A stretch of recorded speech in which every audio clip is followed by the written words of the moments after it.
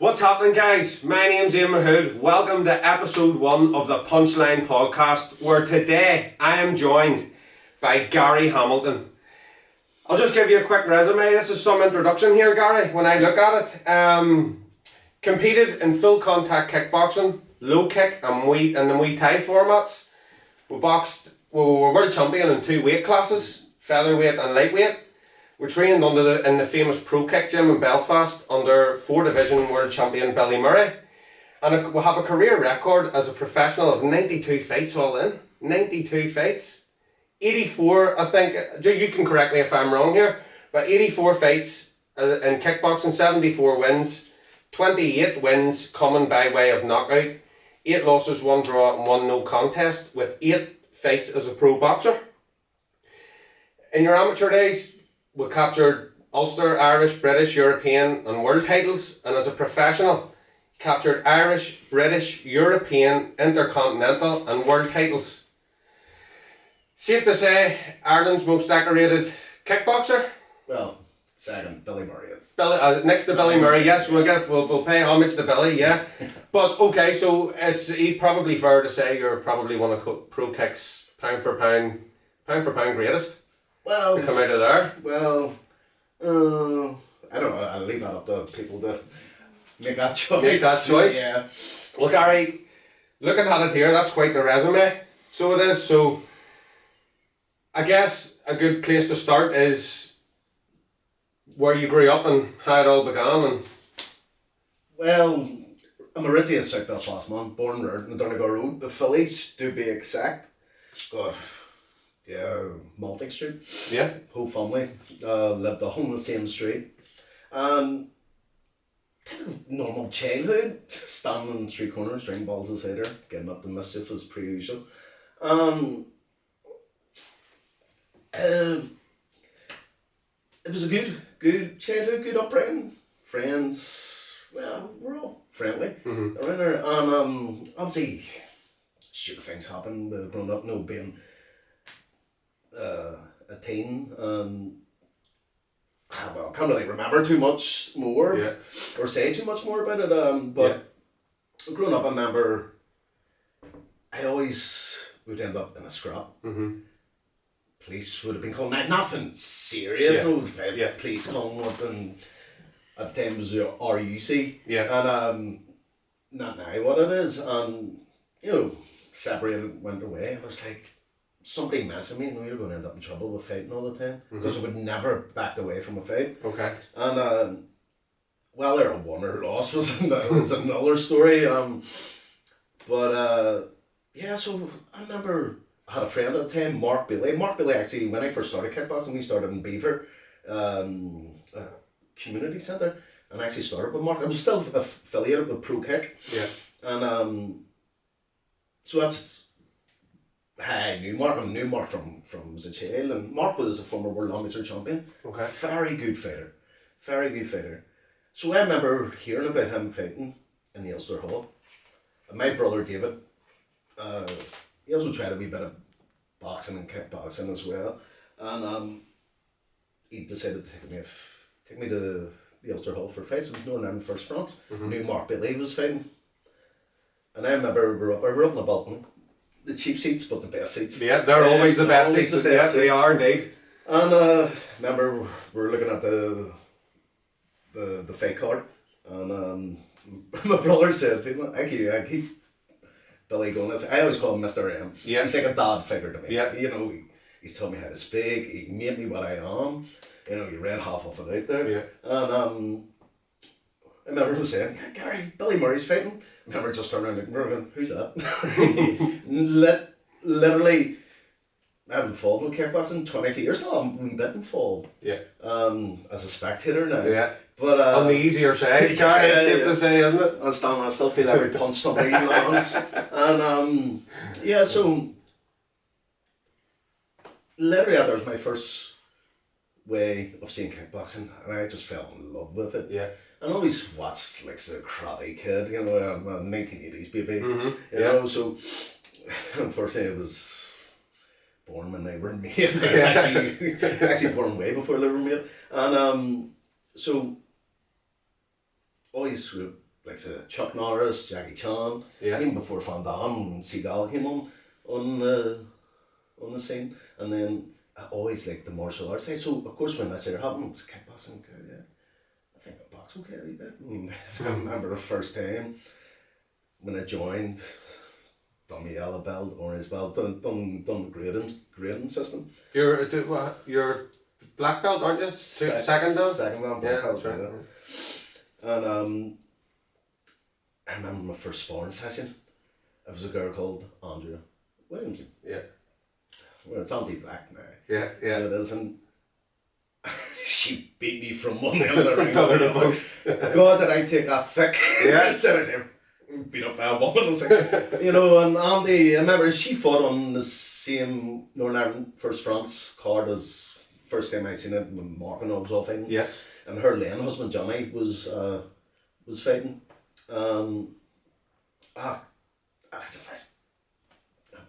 Literally took it on the chin or beat me from one end of the ring to the other. And actually was great. Yeah. Great fighting, yeah. So that was your introduction. At what age would you have been then? About 15, 14? Or did you start competing at 15? I think I started training at 15. And I started to train to fight. Yes. That's what I wanted to do, was fight. And so there was no ifs or buts. You weren't going just to kind of for something that you were going in. You had competition on your mind and. Yeah.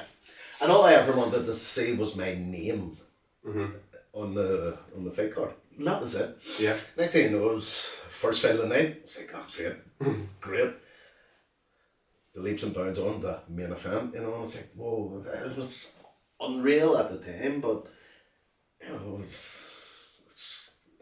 I never thought I would have got the accolades I have got. And sometimes it's like, yeah, I did. And then you sit and you realise I've done alright at it. I think that's where like the likes of these wee things is good, especially it's a chance to kind of reflect and look back at the at the things that you've done, do you know what I mean, and kind of appreciate them in a sense as well. Yeah, no, 100% correct. And I did take the competition very serious. Once I set my mind to something, there's no shift in it. It was enjoyable. 23 years of punishing the body. That was great crack. It is. So how long? Obviously, you were a professional then at that stage, but I was competing boxing and kickboxing sort of parallel at the time, and I had always watched you and whatever too, and then I remember seeing you. I remember the first time watching you fight live and stuff. I was like, flip me, that was actually the first proper pro show that I had been to as well that time. But how long sort of, or how many fights did you have roughly as an amateur? Because I mean you picked up a 12 fights as an amateur? 12 fights. I was professional when I was 19. Okay. As I say, I come from a family of fighters. Yeah. The only thing is I done it the legal way. Yeah. Yeah. And I think my dad's long gone. He done a wee bit of boxing. Actually, he never spoke much about his. I was born when Dad was 39. My life crisis dilemma. I pops me. And, so the rocket. I've been called worse. Yeah. I think he done a wee bit of boxing, and don't know if he was a bit of a fighter back in the day. And I know he took no crap, but the rest was just Dad. So when you lifted the titles as an amateur, they were must have been pretty much right from the off then? Or close enough? Let me see. Trying to think back. Ulster title. Yeah. You must remember Dave Broom. I do remember Dave, yeah. Yeah, I'll tell you a wee story about this. Okay, yeah. Right, I fought Dave Broom in Bangor Leisure Centre for the Ulster ISKA title. That was going back a long time. Yeah. Long time. It was just after, remember the kickboxer died. Brought kickboxing to kind of a stop here. Yes. Was it Lurgan? Portadown. Portadown. And unfortunately, stuff like that can't happen in a contact sport. I remember sort of I halted the the kickboxing here for a while, and then we came back and I had a couple of fights in the UK anyhow. And next time I had this guy called dethroned. Right. Tall, skinny guy, built like an X-ray with clothes on. That's what I think. So I remember had the fight. I won the fight in points, and I took a big busload from the Donegal Road right there, and it was my first title. I was jumping for joy, and every time I seen dethroned, what about rematch? Like, speak to my trainer, yeah. And then I remember winning the World Amateur title. Dave Broom was there. Dave, how you doing? What about that rematch? Never answered one. Never answered it? No. And you always had, you always, was the travelling support always there kind of from the amateur days? Yeah. Because I always remember like when you fought, the place was always flipping packed like. That was probably just my mum and dad. My mum, mainly, actually was my number one supporter. Yeah. No, I did. I always sold a good amount of tickets. Yeah. And was that always sort of the goal when you get into it, when we started to train, I'm going to turn professional, I want to turn, because kickboxing at that time would have been relatively a young sport here still, wouldn't it? Yeah, filter back again to Billy Murray, when he won the world titles, kickboxing was at an almighty high. And then he was fighting away and all the time, and then he retired. Yeah. And there wasn't really much happening. And then maybe I was going to sound maybe a bit big-headed when I came on. I started fighting and making a bit of a name for myself. And I wouldn't have made a name for myself if it wasn't for the work behind the scenes that ProKick done. Yeah. And I think I came on board, God, fought in the Odyssey, so so kickboxing. Fought in the Odyssey, but broken ankle, cut the cast off the fight. Oh, jeepers, really? Yeah, but we were talking earlier there when I fought Fabio Pinga. Yeah. I fought in front of Hagler in Geneva in Switzerland with a broken ankle. There was a chance of fighting the Odyssey. Yeah, and next thing you know, the Odyssey fights up me. How long I did. I was actually training with a cast on. Really? Training. Yeah, on the I-10 hut, ProKick in Welgar Street. How was that working out when you were flipping throwing the kicks? It just wasn't kicking. Wasn't kicking at all. I can just see him with a cast on. every time I had the fracture clinic on the Royal Hospital, they're like, why is the bottom of your cast flat? I don't know. I really don't know. So they put a new cast on. I can't deal with this anymore. But a pair of household scissors, it took me an hour and 45 minutes to cut it off. See, when I cut it off and I looked how skinny my leg was, you ever know breakages before for some reason the muscle seems to disappear. Yeah. So I had one big calf and then a leg, it looked like it just hadn't grew any muscle. So but Ian Young used to play for the Blues, used to fight for us as well. He gave me it was an ankle relief thing that you put cold water and ice cubes in and it shot it around. It was a football thing for their ankle injuries. Yeah. And it froze. Not froze, it chilled it more or less. And that helped big time. But it was the tendon problem, not the breakages, it was the tendons. That was the worst. They always say sometimes, don't they? It's like when you get the tendon or the ligament injury, sometimes you're nearly better breaking. Yeah. It's quicker. Yeah. We would see it, I've seen it a couple of times, boys, especially me as well. Like, I remember prepping for one of the fights and really damaging. It was light contact the first time I'd ever sort of went into light contact, but it sort of went, I should just be good prep for the fight next week. But do you know, one of them, you're like, this is just like winner stays on. I just don't know, like, it's a bit close. And so the last, I got to the final, and the first right hand I threw in the final, I threw it over, and whatever way the boy caught it, it felt like my thumb got pulled down and stripped back.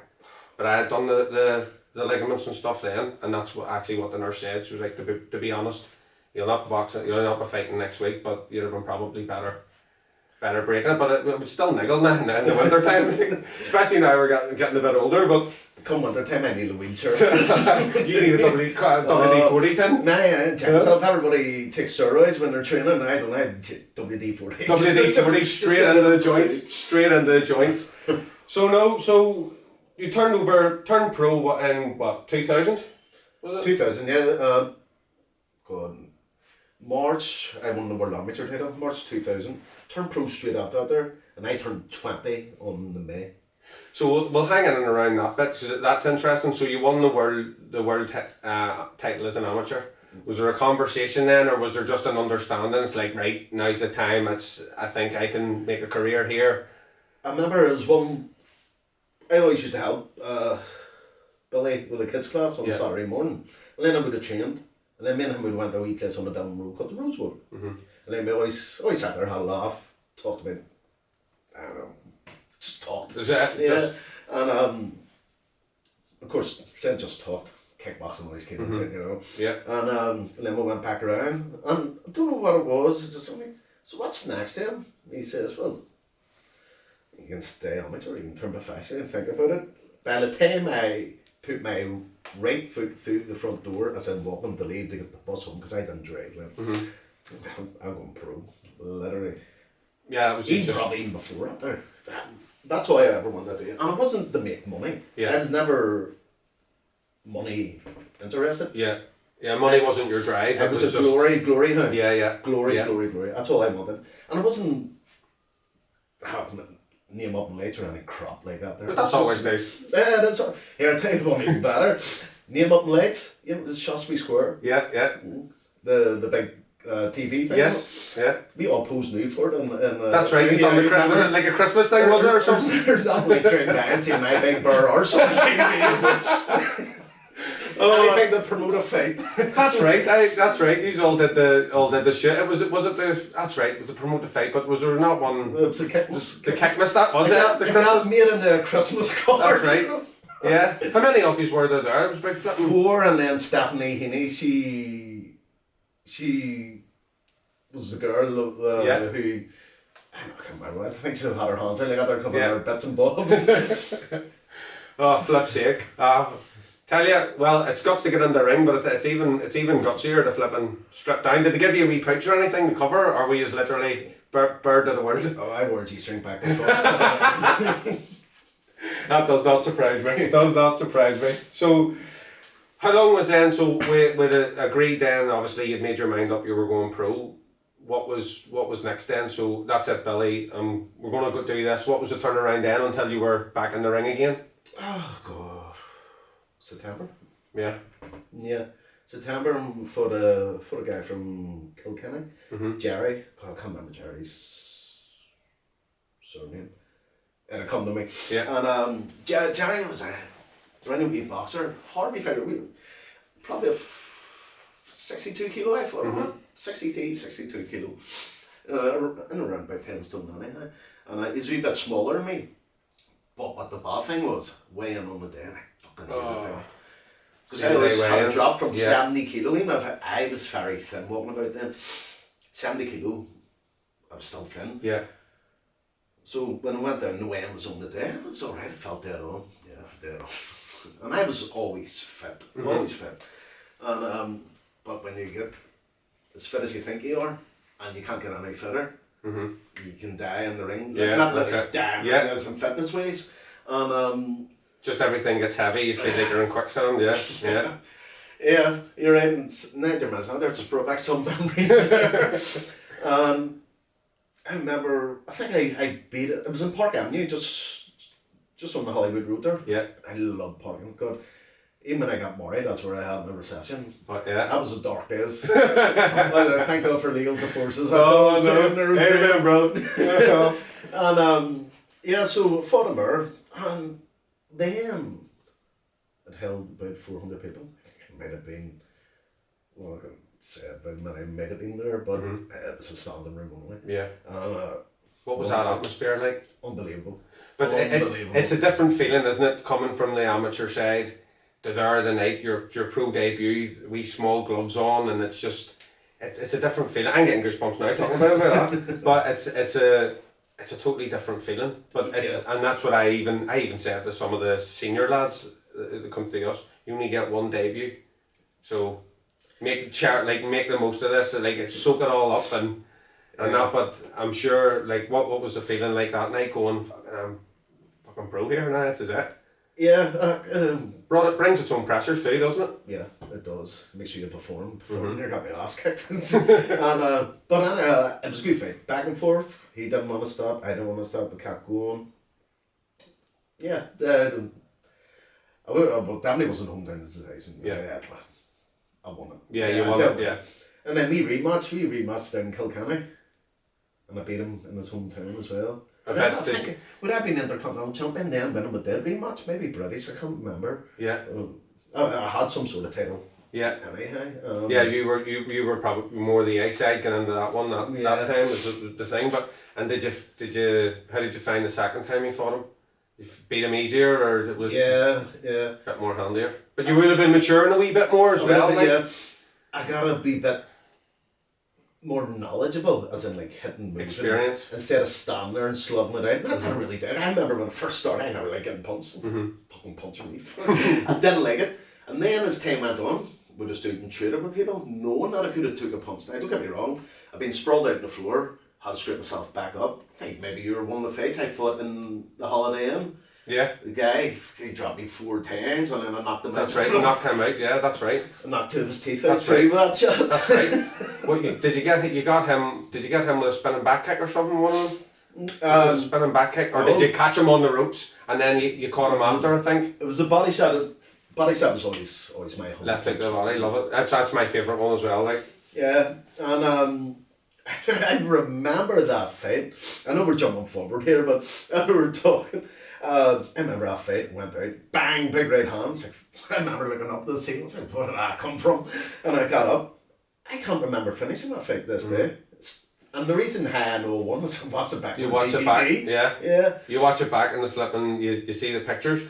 It's a weird one to explain, isn't it? But it is something that I think everyone faces in their career. I remember when I was working with a couple of pro guys, one of them had says, never been knocked out, and neither he had, like. But he was like, I've never even been caught buzzed days, really. And neither he had. He said, have you ever experienced that? I was like, more times than I care to remember, but... The dry knockout. But the first time it ever happened to me, that thing was in St. Kevin's Hall. It's no longer there now, out in Belfast. I think I was boxing in the Antrim Championships. And a boy hit me on the break and caught me. That was the first time ever, flush on the chin. And mouth must have been open a wee bit, wasn't it? I think it must have been, but that night, and I only know, same sort of way, the only reason I know how it kind of came to be was because my mate was standing in the corner with a video camera, and I was able to watch it back after, but he caught me that night, and that was a case of, the best way I could describe it was, the lights were on, but no one was in there, but that was the first time that I knew, sort of, because you're on instinct after that, aren't you? Yeah. So the fight at that time, whenever I was boxing, it was kind of the point scoring system. So it was like landing on the white part of the glove. So you were trying to jab, move, 1, 2, move. Top 10 gloves, wasn't it? Yeah, it was. That was them. But after that, when I got caught like that, and the referee called us back to box, I sort of planted my feet and I started pushing the pace. And it's only when I got older, and I watch it back and I talk about it. It was like that was probably the first time I like inside I knew. Yeah. I knew sort of who it was. Separates a man from the boys. It does, it does. But then you don't sort of fear it after that. Yeah. You know what I mean? It's like, okay, you're too busy going to work really yourself, aren't you? See as you're saying that there. Now, when I'm talking about it, I can't remember the fight. I can't remember the first word known. But there's one part in the fight, I remember, cannot remember. I go back, and the bit that I do remember, sat back in the stool, and Billy's in my corner, Gary, you need to... I said, what round is it? It's a 4th round. What happened to the other fucking thing? And yeah, so I remember going... surreal moments, aren't they? It's like, it's weird. Scary. Yeah, it is. Scary but surreal, but laughable. Yeah. And... But that's what people wouldn't get either. And it's like, as you said, it separates a man from the boys, because you're sitting on the stool, you're laughing, you're trying to engage sort of with the coach and whatever, but in your own head you're going, so like, what the fuck is happening? Okay, second sight. What? Am I winning? What's going on here? I mean, by the time we get back to the corner, you sit there and seconds there, for fuck's sake, we're not going. Yeah, literally. And I remember after I said, what round? It's a 4th round. It's like, right, I'm gonna have to start fast here. Mm-hmm. And he threw a left jab. Vaguely remember this tiny wee bit. I sat here and clipped him an uppercut. Mm-hmm. slipped to the right, then clipped him with an uppercut. He showed distress, so the referee gave him a count. This bit I'm referring to because you can see it on this DVD. Yeah. And then there's something else, and then I remember roaching him with a right hand. It was a short right hand, and obviously the body weight traveling adds more impact on it. And then he brought the elbows up, and that's when I had him with the left hook to the body. Again, I can refer back to what you saw. Seen the DVD. I never talked. I made a speech after the fight. I can't even remember what I said. Whoa. Somebody said, I'm very happy to be here. Nice speech, guys. What are you talking about? How much right? Can't even remember. Well, that night it happened to me. My time when I arrived back to Earth was actually in the car on the way home. And I remember my granda, my cousin, and my mate Ronnie was in the back of the car. My granda was going nuts, and it just seemed like the car was frantic. And I just remember dead calmly, just turning around and looking in the back of the car. And my mate had the video camera and he just passed me it like hand. And while my granda don't know what he was ranting and raving over, but I just remember like opening it up and just pressing play, trying to figure out like, why am I driving back from Belfast? But then when I saw it, and it happened in the first round, as soon as I saw the punch, it was like, that was the moment, like, that was the moment, but it was, so a weird out feeling that, so it is, so we'll jump back a wee bit again. So whenever you turned over pro, you had, you ventured into, so you were a professional, you turned pro in the kickboxing, but then you veered off into, you had 2 or 3 pro fights as well, sort of, in your first year, would it have been, or? Well, my first year's turning pro. Yeah. I had 10 pro fights. Right, okay. In your first year, that's some going. That's some going. I'm near sure 10. What was I was for 2 boxing fights, but I got cancelled on a Frank Warren show. Okay. So, what took you, what was the idea for you just doing well here at the pro and the kickboxing end? Activity was it, or what was? Oh, well, I had the opportunity to turn professional. I can't really remember what it was. I got asked if I would like to do it. I always loved the boxing. Yeah. Nigel Benn, Mike Tyson's always and Oscar De La Hoya were always my favourite boxers. Yeah. More Ben. And I was like to see what it was. And then it was an eye opener in the sparring. It was just a fucking fight. Yeah. And Mark Winters, remember Mark Winters? Mark Winters, yeah. Jim Rock, Wayne McCullough, Car from name but a few who used to spar with. Yeah. I really enjoyed it. Wee Cardigan hit. Jesus. How deep into your career would you have been when you'd sparred? Carl had turned pro then when you were sparring him, or was he still he only had a few pro fights. He was training with Jerry Story. Yeah. I was world champion. No. Yeah. Featherweight world champion. My last world title one was basically when I retired. So I would have been world champion. Yeah. It was 2 weeks from big fight in Amsterdam. I broke my fucking hand on his head. Yeah, we were talking about that actually as well. Yeah, earlier. And what was fronting like then when you were sparring him then? Just wee shit. Just wee hard man. He's just. Yeah, no, but I had a great spar. Yeah. And he's such a lovable guy. And he done exceptional. Yeah. He did, from two-weight world champion. Yeah. 3 world titles he held, so that's right. 2-weight world champion. He's done well for himself as well after boxing too. Yeah, so he's doing very well. And seen him on a wee Spar advert and all there as well. Was it Spar or was it the Centre or something? It was wee. Did you see his the stablemate? Him and Paddy Ball. Yes. Paddy's a friend of mine. Yeah. That was so called. And I'd be your stablemate. Yeah, that's right. That's right. I think I drank when he served in the Kremlin. Have you? just based off the promotion of it too. I know what a selling point. But have you tried the stablemate whiskey? Have you seen me drunk? I've never seen you drunk ever. No. I actually got a bottle. I can't remember. I think it was for Christmas there, and I haven't even. It's just sitting there. It's one of them. It's like I'll just keep that. No, nice. Last time I drank spirits, I woke up in the prison cell, so don't not that again. No, flip. I would drink Jack D. So cool, so cool. Yeah, you still like your Guinness? Take a wee Guinness. Absolutely. That would I'm be going for one after this. that would be if we were out whatever that would. You always know where you are with a wee Guinness, like at least I do anyway. Have a couple and then. Have you tried the Forge? Yes. It's lovely. Love it. So I'll tell you something about the Forge. So, we're talking about my background. Guinness happens to pop in. Guinness pops up. So a quick one on the Forge. So obviously it came out, and then all the allegations and stuff came out about McGregor and that. So we're up in Asda once and looked on the shelf to see if they were there. No, but there's pallets of them out the back. Right, but we can't sell them because they've been taken up. So what's happening to all them then?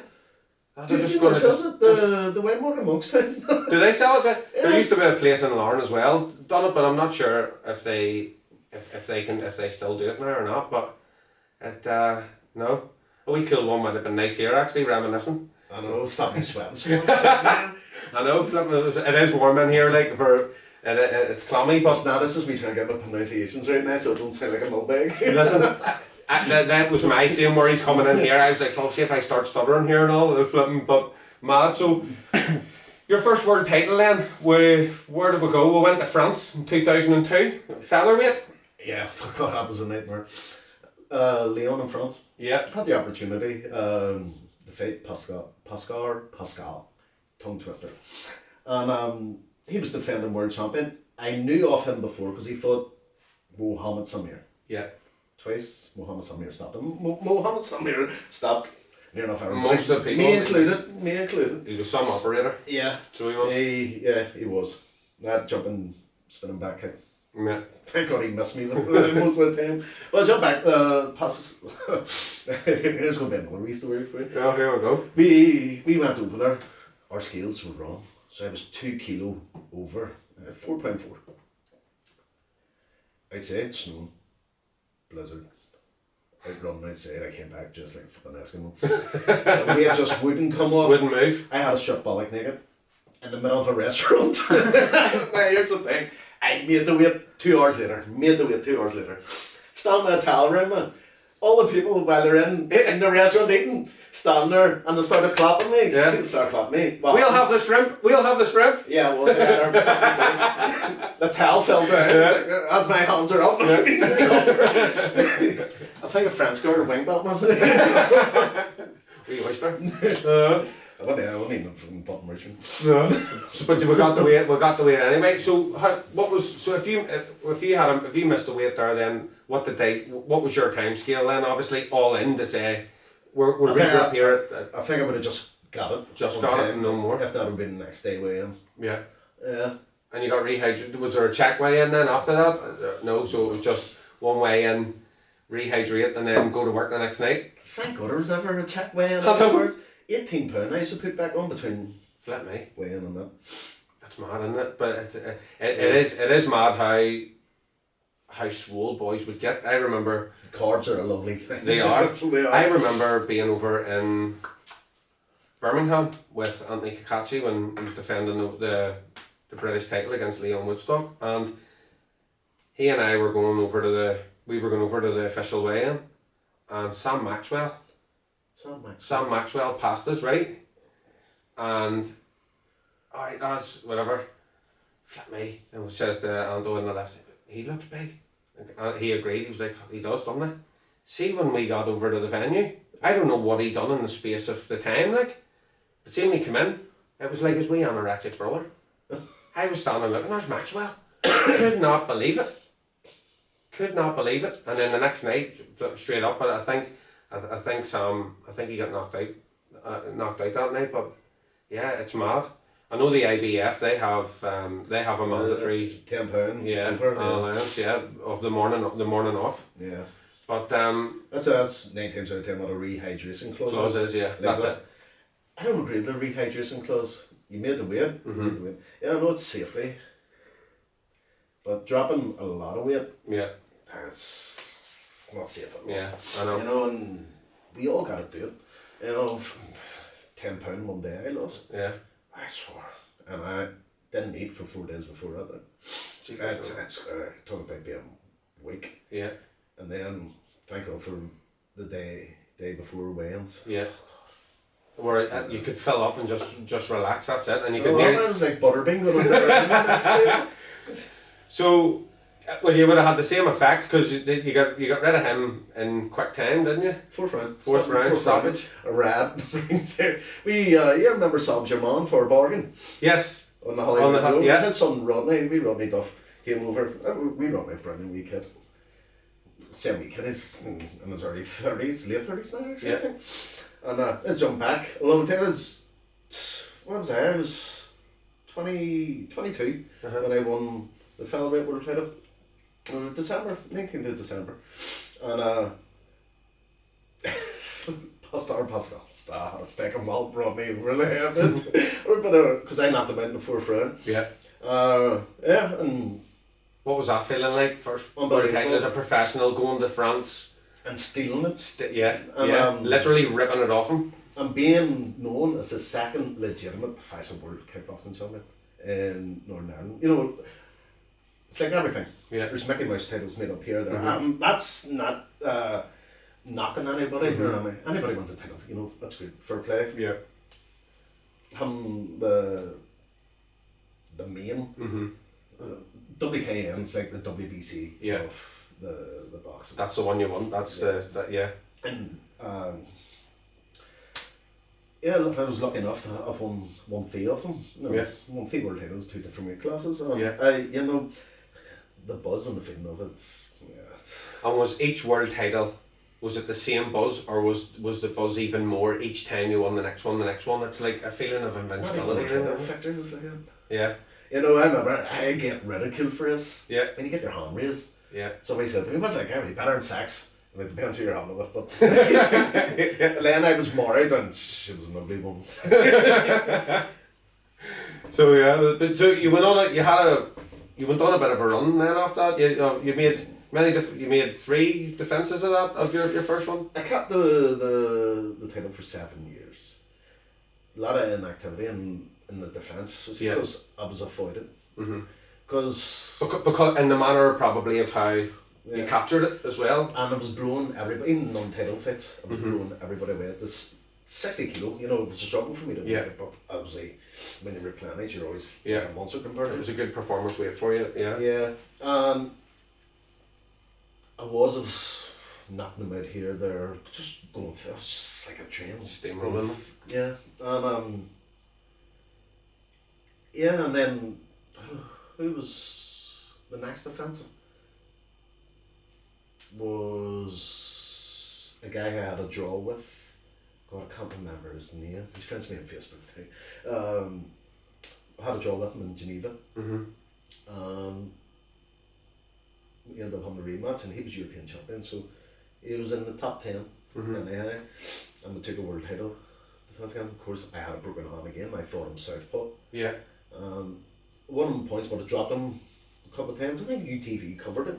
Okay. Actually, and the fight should have been stopped, but yeah, I think twice I dropped him, twice. I can't even remember his name. Was that Patrick? No, Kinakamazi. No. That's a name I don't like. Don't like. That was the low kick one. What was it? That was full contact. I lost the world title on the scales. I was just maturing more, if that's possible. Yeah. But when I... That's right. Was that... Yeah, there was a couple of attempts at the weight at that time, wasn't there? Yeah. I knew things weren't right because usually after eating, not a problem. As soon as I had a wee bit of a salad, went in with a large strings around, I was like, I know something's not here. As I said before, I never took a fight for money bar once. Yeah. I was going through a divorce custody battle. Yeah. And with my oldest daughter, Paige, because she's got 20 now at the time, I think she's about 4 or 5, let's go back a long time ago. And I was scared nothing, lost the house, lost a couple $100,000. That's what I lost. And it was just a do or die sort of. And I needed it. And I was a chef at the time. Okay, I had a job, but the CSA were ripping the well that's it, yeah. And I fucking hate them things. I'm sure. And bending over backwards just in there times isn't even enough, you know. And I started going with another girl, so I was in and out of court as well, and I just had things on my head. ProKick, the old ProKick turn up. You've been to it before, haven't you? Yeah. Where it is, Wilgar Street beside Dundalk Football Club. It's a hill. Now it's a quarter of a mile. 2 minutes it takes you. And we used to do sprints around that. Now it was all wetsuited up. Just to get the route down. This is a week before. The slowest time that I got on the 12th round was 2 minutes 16. The fastest time I got was 1 minute 53 in a round. I think I held the record for a bit until big Paul Bess, you remember Paul Bess? Yes. Big friend of mine. That's just a pure athlete, monster. And just a natural big athlete. He done it 145. Wow. He didn't do it the same time, but like that was his best effort. That one time, best effort just to beat the record, and that was it, smashed. But no, it's flipping. The sport tests everybody, doesn't it? Yeah. And just like life, it does test everybody. And just it always seems to, you always kind of seem to get the sickeners in the downtime when you probably sometimes are at your lowest point as well. It's like I was at a low point then. Yeah. Was it as much about you? So only took one fight for money, but was it as much about battling yourself at that time, rather than like as well as everything else? It was, yeah. A couple of times, I always was able, anything strange happens, I would put it in the back of my head. But this, I knew what was happening. I knew it was, I know it was the same with daughter. I knew the custody battle was going to go tits up. But I ended up winning the custody battle. That's what I was concerned about. Yeah. And I was skint. Now, I think I only got a couple of grand for the fight. But I also lost again for being unprofessional. Probably lost more than what you earned, Yeah, and then I stayed on for a couple of days in Geneva, being Geneva. It's millionaires' paradise. Yeah, absolutely. Yeah. You flip me and get lost. I'm sure you could have got lost in it very quick. And to jump back to what I'm saying, the hill was the slowest time. Yeah. Was 2 minutes 16. I had 2 hours break, went back. Sweatsuit on again, 12 rounds on the pods. 24 rounds in one day of them, and I still couldn't get out of the way. But the problem was then, I had a fight 2 weeks beforehand down in Galway. Okay. Galway, my favourite city. Yeah. Love it. And I fought John Burton in a rematch. That was about 53 seconds. And including the count? Was that including the count? Wow, eh? Maybe 58. Punch or a kick? Or just a combination of both? It was kick started, then it was the body shot. Yeah. I fought him with a ripped bicep muscle. I injured or not, I never pulled out of a fight. Yeah. I never said no to a fight. Pride and just grit and just and everybody, and I used to drink. Yeah. Like until 3 weeks before a fight, and then 3 weeks before a fight I was just ignorant to the dad. I was just ignorant, but I always had an outlook at it as I don't need worry. They can worry about me. Yeah. But that would have been a mindset as well, I suppose. A wee bit of ego coming into it when you've been blowing all these boys away and so Gary's a believing the hype. Yeah, probably. Yeah. I knew first and foremost my hands weren't working, and I knew my legs would definitely work. Because Steve McFarlane, one of the best referees in the UK. Shout out Stephen McFarlane, cracker referee. He's sold me a couple of pints of Guinness, by the way, Steve. He loves his Guinness too, doesn't he? I know. I see him all the time in the airports posting as we pre-flight tags me on him too on Facebook. Yeah, he's been tagged on a few. That's right. Yeah, but so Stephen McFarlane. Yeah. He's always renowned me as one of the best kickboxers, or one of the best kickers ever. Yeah. Kicking was my strong point. Yeah. So, because I'm left-footed and right-handed, so yeah.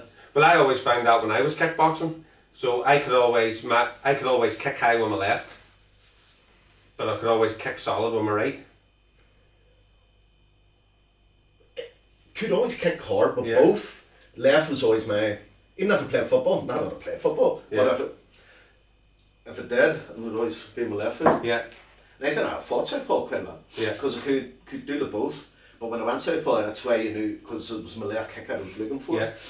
Was that a natural transition for you, or was that something that you drilled into yourself? It's like, did you train in southpaw, or were you just a natural?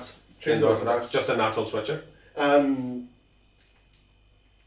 done it. Always remember somebody. I can't remember. I think it was Rocky 2. You remember Rocky 2? Yeah. He went. Obviously he was southpaw. So, and he turned Orthodox. That's right, Orthodox to protect the... The real reason why he done that there, Franco Columbo, who was Arnold Schwarzenegger's best mate, the wee small one, he filmed Pumping Iron, they trained together. Yeah. And he was PTing Sylvester Stallone at the time. The reason why I went southpaw, same as me, I have an injury on my chest where I ripped the pectoral muscle clean off the bone. Okay. And Stallone done the same thing, so that's why they had to refer him to go, or Stallone done an interview about it. Right, and that was the reason in the script then that they turned him. Class, isn't it? Class, but again, something that's a reality. You do see boys coming out and it's a tactics and game plan, but you can find some boys would switch, and when they would switch you go, fuck, it'd be blown. Or they're switching, and like you said, you're switching for the left kick. Did you ever get any guys kind of who would have tacticalized for you if you had switched, that were ready to check the kick and have an answer for you, or did you always get away with it? No, I always got away with it. Because I was able to, when I was thudding the kick in, I was able to put it in, and it was a meaty kick. And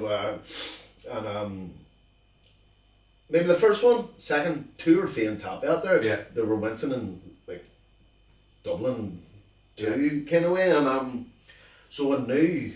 Then the game plan always was kick. Even if it counted on, I always had a good defence. Yeah. And I always slipped a lot.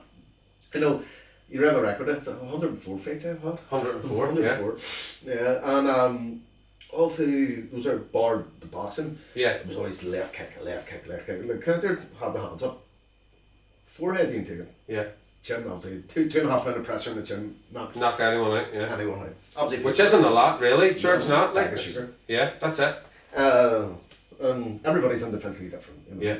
And so I knew I could have took a shot, and when it was a kick. As soon as I think another kick's come, you could have bring it up the head.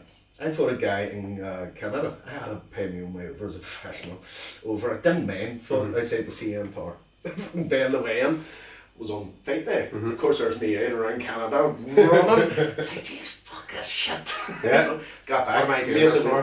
Fought a guy called Travis Coleman, undefeated. This is before I won the Featherweight World title. Okay. And undefeated in 36 fights. 36 and 0. 58 seconds. Kick the head back. 9-8. Yeah. And I remember he came over to me afterwards. He said, "Hey dude, nice fight. Have you seen the Twin Dragons here originally from the Falls Road?" Yeah. But they immigrated to Canada, which a lot of people did back in the 60s, late 60s maybe. And this is one thing, he was just in it for the money. To me, we're thinking fucking got paid or not. If I can pay the way here, I'm coming to win, so, yeah. Yeah. You know, have they paid you yet? I said, "No, man, I have money to land together. If they paid, I don't. Now, obviously, if I knew I was getting paid, it would have been different, but I never asked about the money. Yeah. Never once did I ask how much I was getting paid. Never. In 23 years of it. Yeah. Obviously, only shortfalls an amateur, and then when I was getting professional. You know, obviously, I was inquisitive, you know, does kickboxers get paid as much as boxers? No. Well, Senator, I'm the highest paid kickboxer in Ireland. Yeah. I think so now. Well, this actually, on the listener's question bit here, at the end, that is one of the questions that someone had written. Yeah. But we'll get to that, but you've sort of answered it there. So you were one of the highest paid kickboxers. That's it. Second, I dare say, the Hey Murray, you know, yeah. He is Mr. Kickboxing. He is kickboxing. You know, what he's done for kickboxing here, you know. She been knighthood. I know, and it's a lot of the work.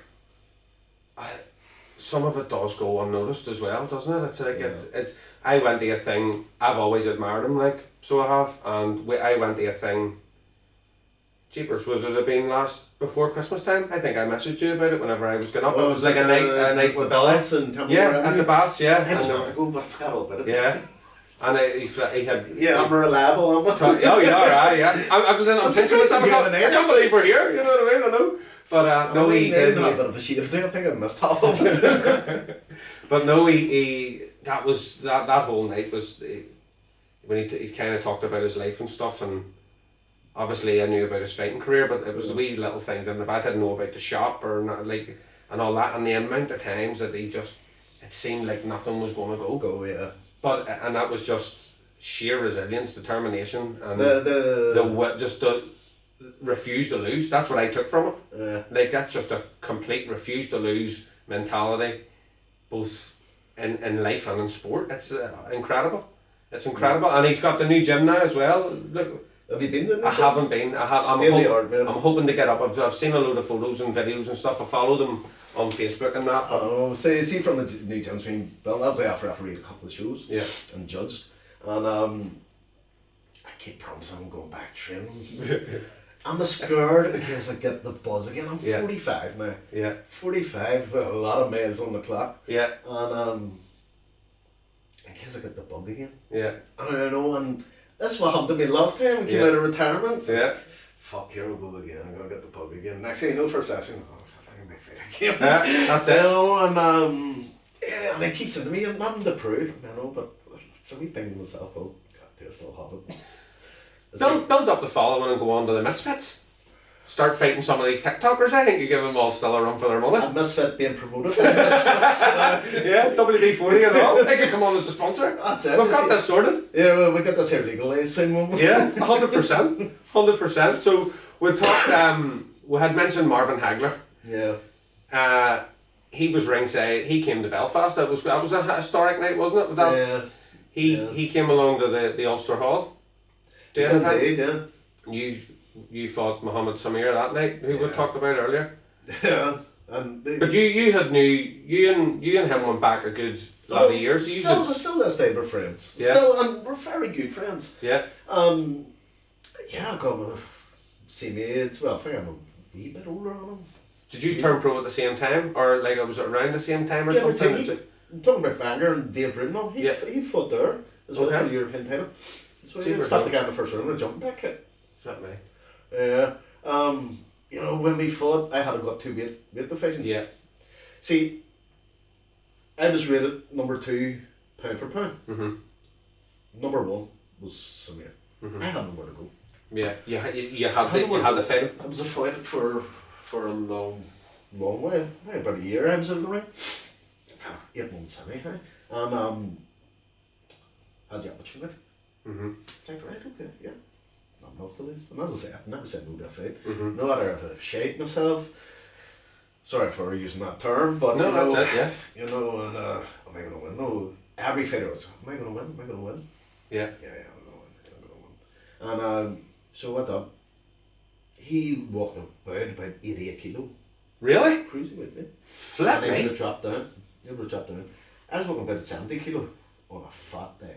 But see, even whenever he would have rehydrated, he like you wouldn't have thought he would have walked it that way. He always had a wee pouch. Yeah. He always had a wee pouch where we were all freaking tight. Yeah. And that's not even talking about our wallets. Yeah, I know. Yeah. And we were just that. Mine still makes a noise when you open it. Literally, I think I have a 5% body fat. Yeah. Literally, that's what it was. I had a 26-inch waist when I was making the weigh-in. Mm-hmm. 26. I could have put my hand. I remember I used to do it. I always had a wee thing for me. Am I getting fat again? It's like, no, it's still good. You know, no disrespect to girls. It sounds like something about a woman. We do, you know, way women can be that. And it's no disrespect to women, even if I've got a woman sitting here. You know, but I was a personal trainer for a long time. I know what to say. Women do get part of me. I was turning into you know, and do you find as well, like, because it is a danger, especially with the kids. It's like when you're getting them kind of to do weight and stuff, that they actually get like a bad relationship with food and end up with like. So I've seen them. I've even seen adults with it ending up with like eating disorders and stuff. But but then it's educating as the years go, isn't it? And learning about nutrition and how to do weight and whatever. But no, that's mad. So you went in the Ulster. It was packed that night. I was there that night. Big friend of mine, Big Darren Corbett. Yeah. A big raging bull. He was there. Oh God. Another force to be reckoned with. The boxing fraternity was there because Hagler was a legend. Yeah. And you know, he was a legend. It's such a lovely guy. Him and his wife, God rest his soul now. You know, and I think he enjoyed watching me fight. Yeah. As he said on the night, you can see the fights on YouTube against me and Samir. To beat the champion, you got to take it away from champion. What happened to him against Leonard? Leonard, yeah. When basically I think he was screwed in that fight. I thought he nipped the fight. Yeah. You know, everybody has a different outlooks at it.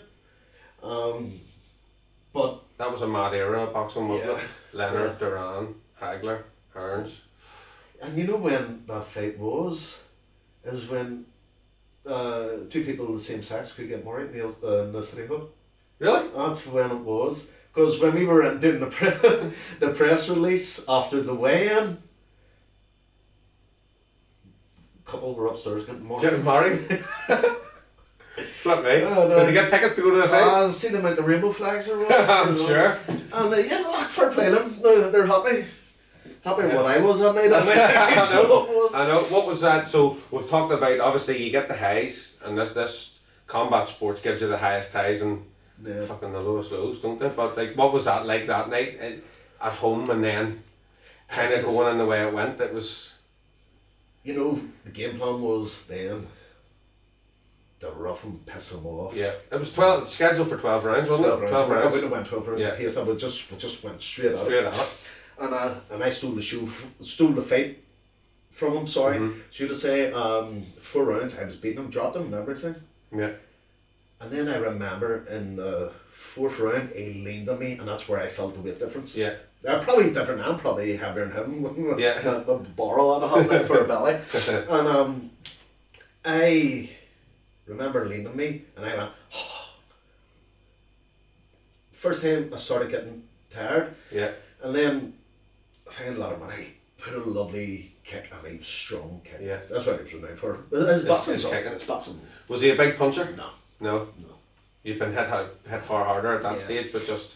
I don't know, it's would have walked through his boxing. Yeah. Later I know that there himself. Yeah. And but his kick, left roundhouse kick, Mhm. because I had his jumping, spinning back kick. I had that pinpointed, so anytime he threw it, it was leaning back. I Yeah. was escaping it, and I had that knowing, I had it brainwashed into Yeah. me, and until that kick landed, and it landed about another 30 of them. Yeah. And the fight was stopped.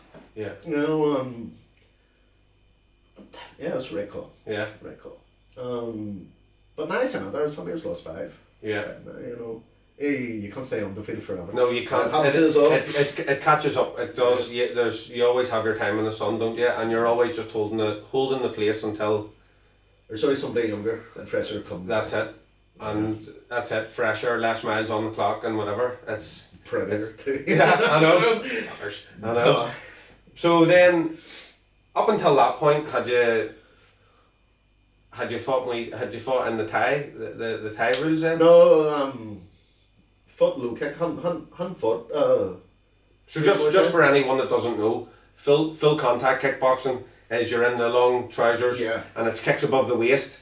Low kick, you're in the shorts. In the Thai shorts, you're Yeah. allowed to sweep. I would say the inside of the foot. You're allowed to kick from the above the knee inside and outside of the thigh. Yeah. And all kicks and all boxing as well. And then you got the Muay Thai. Yeah, that's the ultimate. That's Where you're you're when you're clinching, it's mandatory that you bring in the knees You and bring the elbows in as well. yeah, It's rough in my first sport. yeah. Well, I fought it once before. Yeah. Rough in my first sport. And that was in Italy. Yeah. Yeah. And I fought him wearing pink shorts. Pink shorts. Pink shorts. That's right. Is that the one? Did you hurt? Is that the fight you broke your ankle? No. I had a pair of long. They were actually boxing shorts, but Yeah. of course they were thrills, frills, and all on the side of them. And do you ever remember Robbie Williams? Yes. The Rock DJ, and he Yeah, ripped yeah. the skin off, but he had the boxers with the Yeah, tiger head on. yeah. Of course I had a tiger head on top of his shirt. Not thinking that it was Robbie Williams, it's Yeah. just something that I had and stuck it on just to make him look like tie shirts. Yeah. I look like a young kid in adults, you know, pair of shorts. That's what Yeah. I look like. And they're the shorts I wore in. But anytime I wore pink, I won. You always won. Yeah. So in your Thai fight, that ended early as well. That one in Italy, First didn't round. it, in the pink shorts? Yeah. I knocked him out cold with an elbow. The guy who I fought, oh God, I can't remember his name. He fought on my first defence in my world title was in the Ulster Hall. Is live on Eurosport. Mhm. And his name will come back to me now. There's not many names I'm Yeah. trying to remember. Yeah. And he fought then against Samir, and Samir beat him. Mm-hmm. But this guy was WAMC, World Muay Thai Council World Champion. Okay. And he was WKN European Champion. An Italian guy. I fought him in his hometown. Yeah. So I was a good bit bigger on him. We had the same weight. We had the correct weight. The weight was set at 62 kilo, 9 stone 11.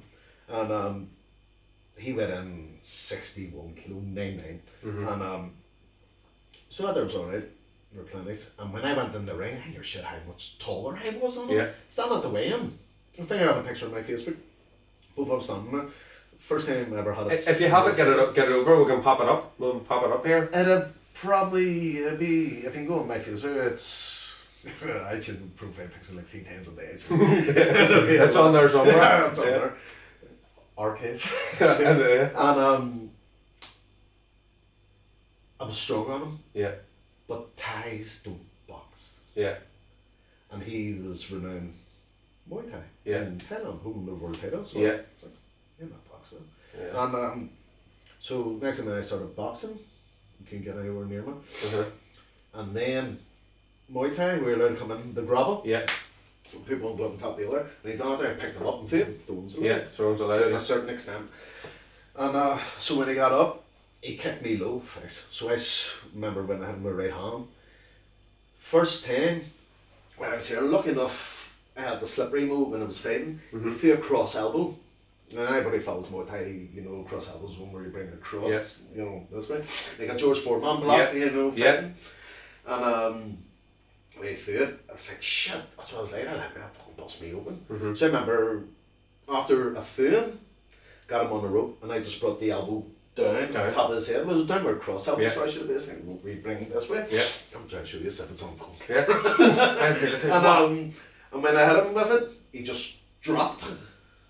Out cold or just not even a bit of blood, just out cold. Yeah. I was like, fuck, I won. And that was a hell of a show. Yeah. What was preparation like for that? Like even the sparring, because it was surely you couldn't be sparring hard there really with the risky injury. Not the elbows. I didn't care about the elbows. It was the knees getting used to it. Well, it's not there. We are Thai. ProKick is Thai. Thai taught. Yeah. Thai based taught. And so holding the knees wasn't bad. I was just getting used to doing the multiple knees. Yeah.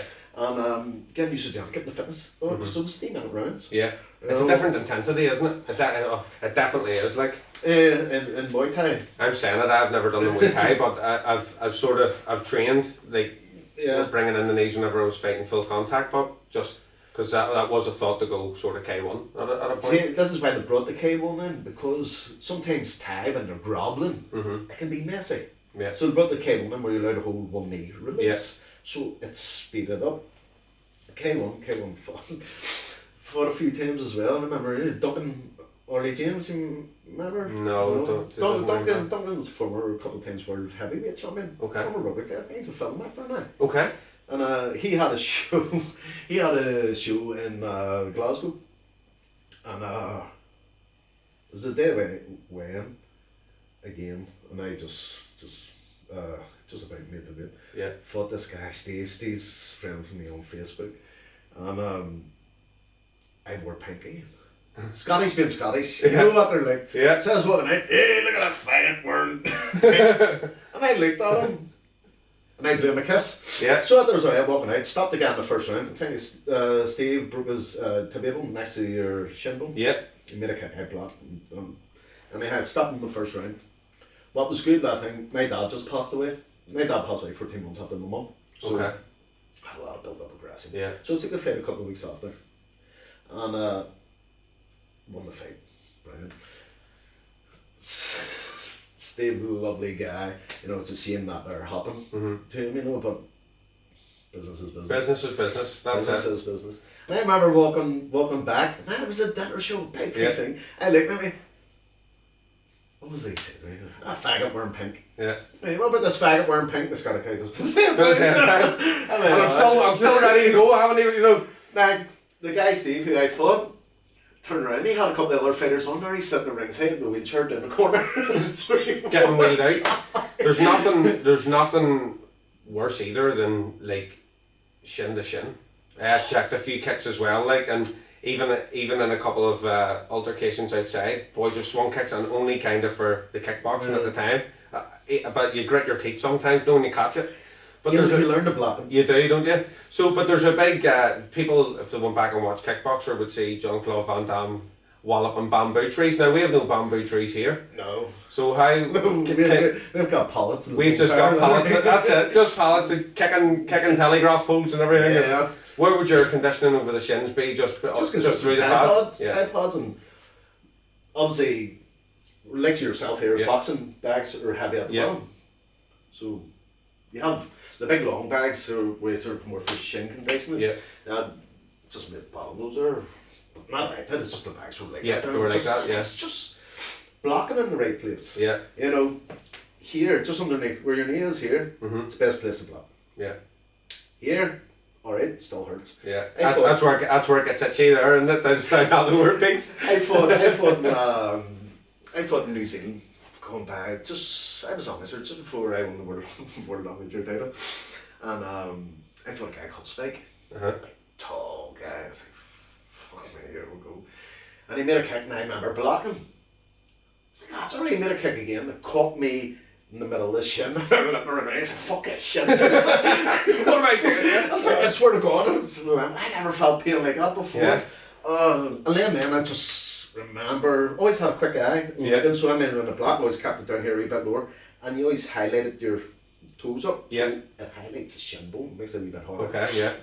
Brings it a wee bit more. I remember the time sparring, guy was kicking, and his shin pad was turned around, and he was kicking, and I remember he done a kick, and I just chapped the block, but put my knee into it a wee bit. Yeah. Still blocking right place. The next thing I know, he fell over, and my shins! As you limp away as well, going, oh, I know. So, over the ground then, we had one world level, we made a defence, we took it away, we went into the tie, we fought in front of Hagler, and then we challenged again at super lightweight. Which one was that for? That was Bruce, back to France, Bruce scored on. 12 rounds.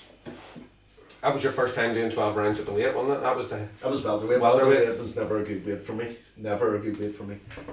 How did you feel? Just sluggish, heavy? No, I felt alright, but I just didn't feel like, I'm on food, I need to eat, Yeah. To me, not only is it hunger, but not the hunger for fighting. And I was 6 weeks away from being ready for my fight. I was fit. Yeah. But I just wasn't Gary Hamilton. Yeah. Fit, I think that sounds a wee bit shit, but you know what I mean. No. So I took the fight, because I wanted another world title. Now this is Featherweight the facing up from what I fought in, and I lost it in a split decision. It was hometown. I near stopped them in the last round. Can you remember what the score was? Was it did the judges have it close? Yeah. Yeah, it was close enough. Close. How did it? Was that? I remember he hit me with a hell of a right hand in the second round. Jesus Christ, just shoot me the fucking ancestors in 1782 or something like that. Seriously, rocked your right ear. Oh, jeez, I had to hold him. Now he's a full blown middleweight. But that's it. Coming down. See when he hit me. He was naturally always bigger. Yeah. And lumpier, really. He fought some year. And some year started going slightly, but he fought some year. And had a job. He drew with him, that's right. Bruce went on, he won low kick world titles and everything. He doesn't compete. I remember me, him and the trainer all keep in contact. Yeah. It's amazing. That's the beauty of the sport, isn't it? Yeah. And that's even from they're coming in here as kids, like I have a wee kid going off, he's wee Preston, he's away to Italy next week. Well when this goes out he'll have been away and all, he'll be away while this is out. But he's getting to travel all across the country. He's doing a couple of wee internationals, and that's what I'm saying to him. It's like, see the guys and girls you're meeting here. Yeah. They're friends for that. Same as our Sky. Like she has friends all over and all across the world through boxing, and it's like, it's the beauty of combat sports, isn't it?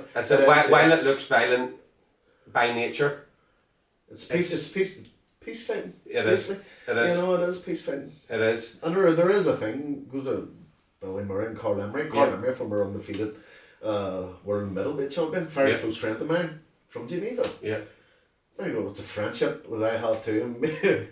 Carl, he always says he sees me in the Kremlin, or being in it before, And it's the laugh that we have, and the band banter and Yeah. I'm going to sound like a real chav here, the slagging is you know, it's friends that you never lose. No, you don't. And you're bonded through, you're like kind of forged in combat, aren't you? It's like forged in fire, but it's like,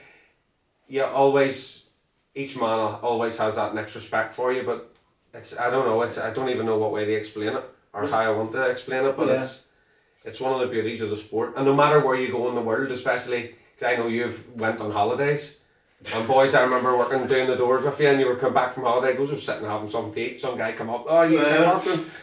Yeah, I remember Gemma, my youngest daughter. I have 3 daughters, you know, my real nation. And she was pregnant with our youngest, 6 years ago. Was it? Yeah. And we were... Time flies. Tell me about it. And I don't mind going away in the summer, but I prefer going away over Christmas. You know, limited family here now. Yeah. And Christmas, I always want to go away. So I talked to her for us going away. She fell in love with it, the kids loved it. Mm-hmm. You know, obviously, Christmas being Christmas, Santa fizzes there for example. Santa fizzes over there. You hear that, Jack? Santa fizzes, just in case he needs Christmas. He writes his letters every year, so he does. They circle the Argos book. That's it, gets the Argos book in circle. Ladies' underwear. We're going to release that about him in episode 3, but... Sorry, now people feel it. Yeah, so went down, remember walking down, Gary, how you doing? Oh, mate, how are you? Used to go and watch a fight, something, so another guy came over. I was like, fuck, man, I feel famous again. Yeah. And I go, can I get a picture of you? Oh, alright, yeah. And he says that, and you can just see him, every photograph, his grin is bigger. Yeah. And it goes from like a clenched fist and a serious look to a big smile about you. What the problem was, I had beer goggles on, I couldn't see the piece of paper. Yes, Gary over here. Yeah, oh no. That's what the problem was. Yeah. But it's class, like, when you go away and you are sort of picked up and recognised for your achievements, like it's a nice feeling, isn't it? It is. I remember at the time when I was at the Hill, like, I didn't have the queue outside, like, Gary, come on in. I didn't know him. I was a doorman for 23 years, so, you done the door with me and all, so you did. And, you know, at the head of it was good, you know. Mm. Go out for a night and I had to put my hand in my pocket.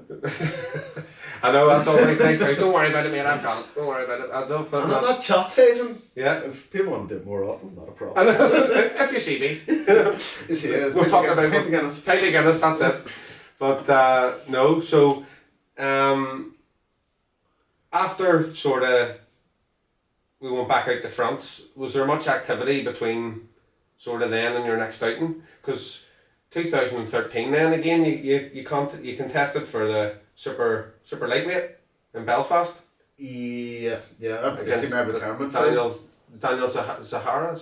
Oh, sorry, no, it wasn't. I was out of the ring for a few months. Daniel Zahara from Malta. Yeah, okay, the Maltese, right? Okay, yeah. And he had a terrible looking style, but very effective. Yeah. He used to there with his leg up, flick, next thing you know, some stupid kick. And he would have been like Van Damme, the jumping spinning kicks. That's what he was like. He was just like a helicopter. Sort of. Again, here we go. I was the odds-on favourite to blow him away, but I was in the ring for so long. I lived down Carrick here with my middle ones, man. Yeah. And I wanted it that much. I was training 7 times a week, 2 to 3 times a day. 2 10-mile runs a day. I just wanted it. Didn't even care about the rest. Just wanted to be champion. Champion again. Yeah. Which is my undoing. Yeah. I overtrain. Which is so easy to do. Yeah, it is. That's why you train many times a week. You always make sure you have one rest. Yeah. So that fight, I remember I stuck. Now again, it was a welterweight, and as I said, I didn't have much luck on welterweight. And I remember sticking a right hand on him, and he just looked at me.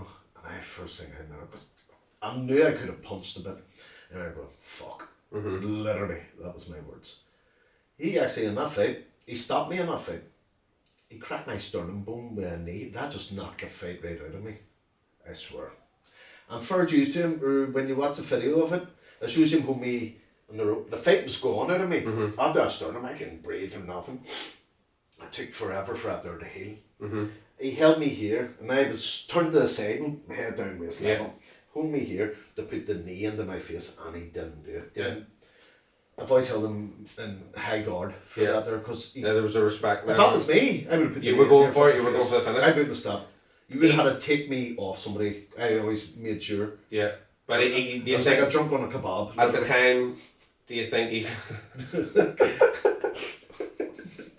That's the best one of the podcast. Jack, clip that. But no, but probably at the time he knew the fight was done. Yeah. You know, he maybe because you know sometimes don't it's maybe that's potentially what it could have been.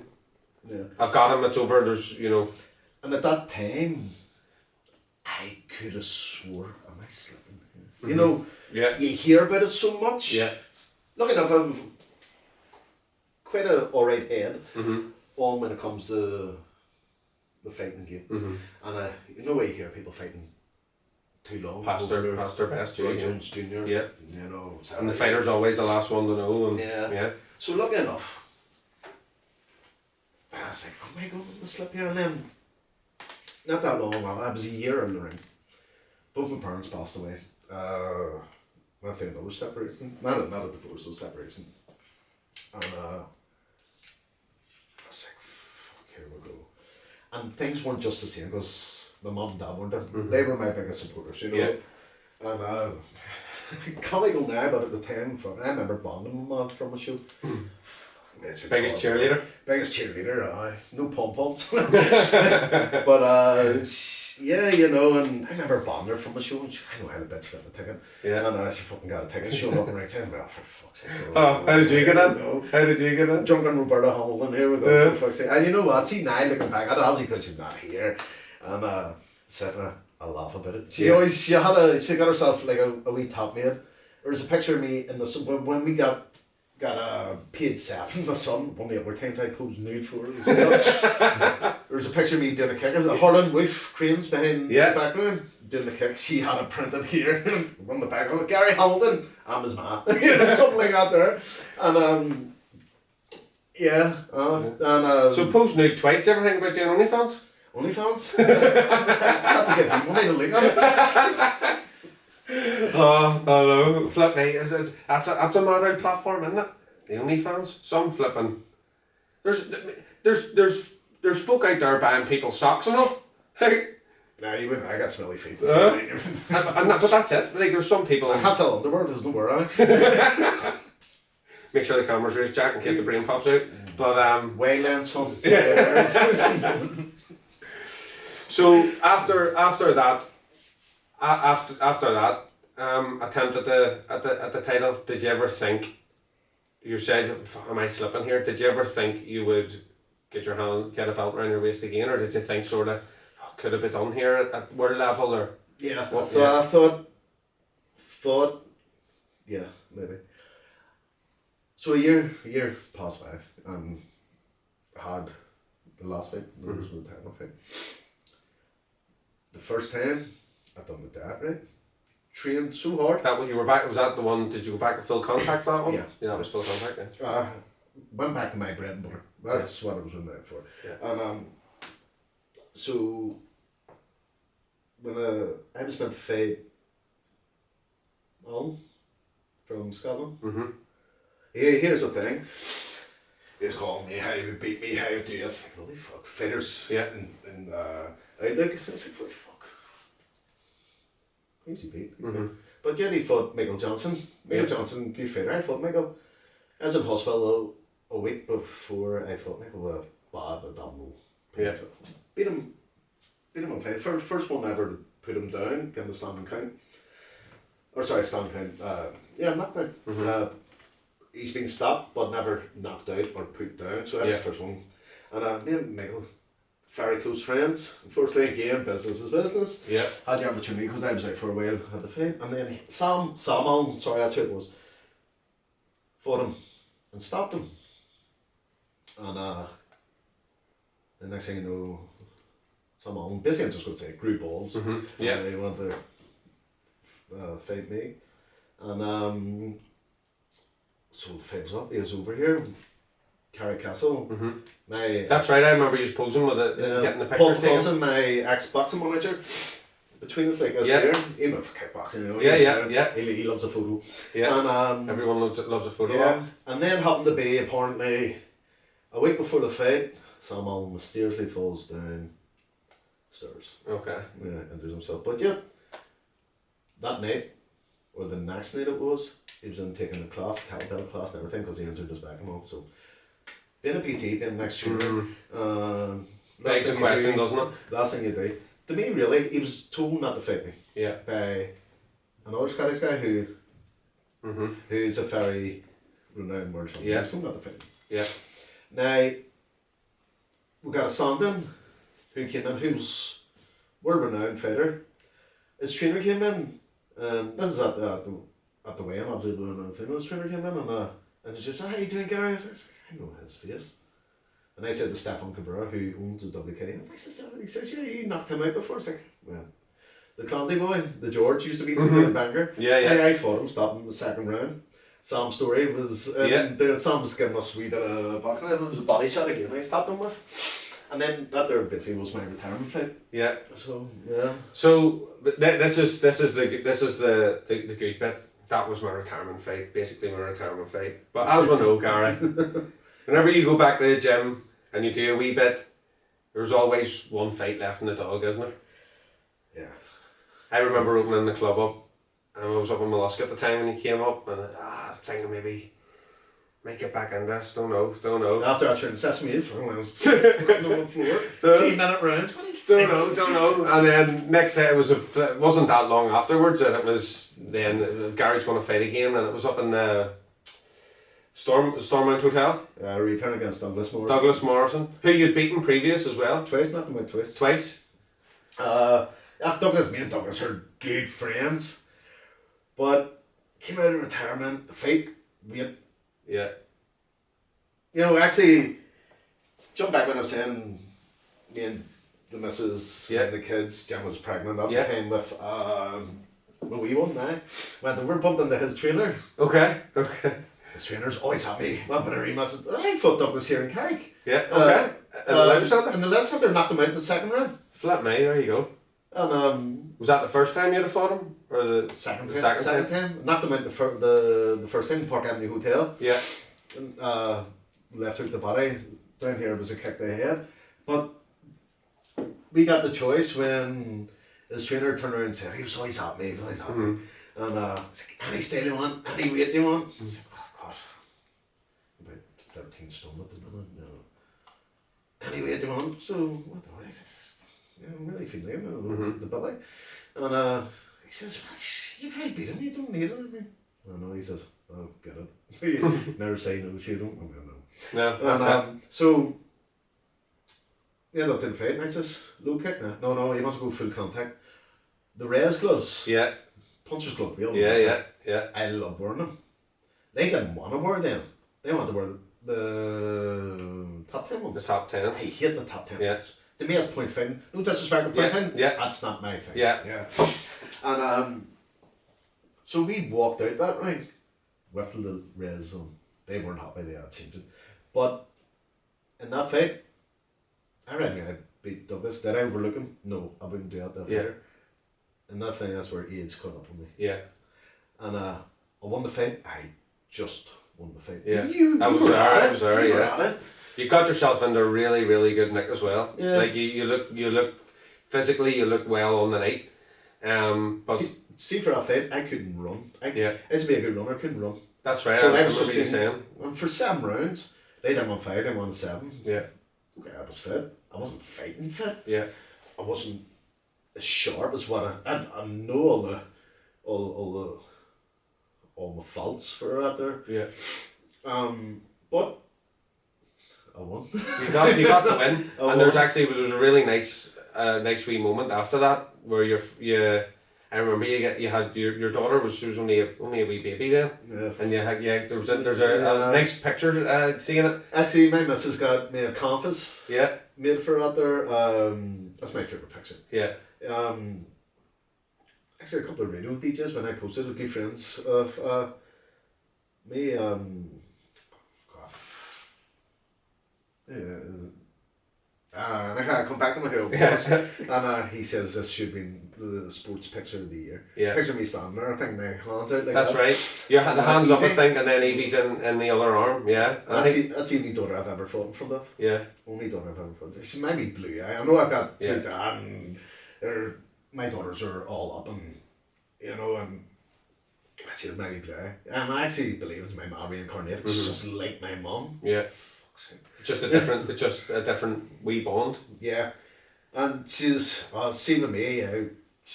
Cursing on give her the middle finger. See her mom, no, she won't do it. But just look at me, she's like, dickhead.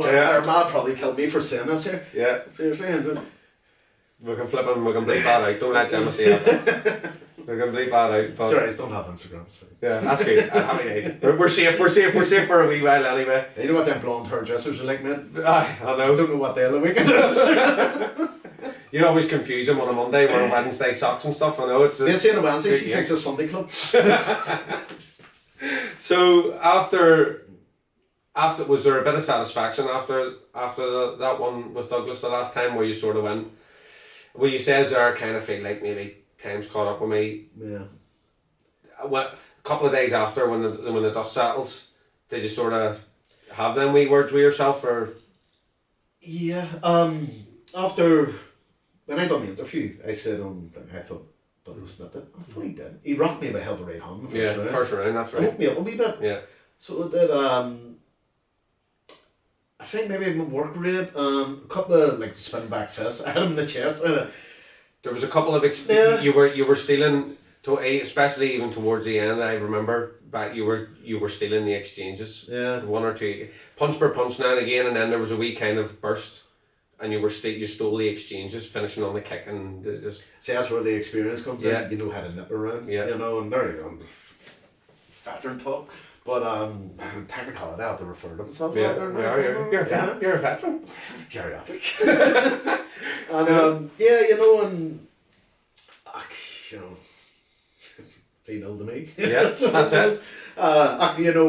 Me and Douglas still keep in contact. We were very good friends. What's Douglas doing with himself now? Is he still doing a bit of rigs? Okay. So he does, yeah. Flip me. You know what they said to me too, because it was he wanted it more. Yeah. He did, and that's when like, you were the monkey on his back, weren't you? Really, it was like he kept saying, "I'm the itch and need scratched." Yeah.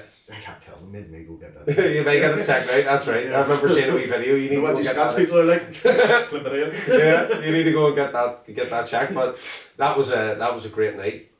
So it was a little hotel again, another packed one, and the atmosphere was. Half of it was Carrick. Yeah, that's right. DD Keegan was there. They were all there. Everyone was there. Everyone was there. Yeah. But it was that, and believe it, that was actually, I think it was my first time up in the Stormont Hotel, I think. And it was the first time I've ever fought on it. Yeah. Yeah. Been a couple of dinner shows of it, but yeah. And did you, after that, was there a period of time where, did you just jack it in with training after that and say that right, that's me, or? Because just before the rotator cuff. Yeah. Was one. Yeah. And saying that now, it's still sore. But yeah, injuries just weren't healing like they used to. Yeah. Then I gotta realise I wasn't a young pup anymore. That's right. And it's really, I remember superhuman powers of recovery when you're young, weren't they? Everybody's saying get an ice bath. Like, what? I know. I like being sure, not fucking disappear.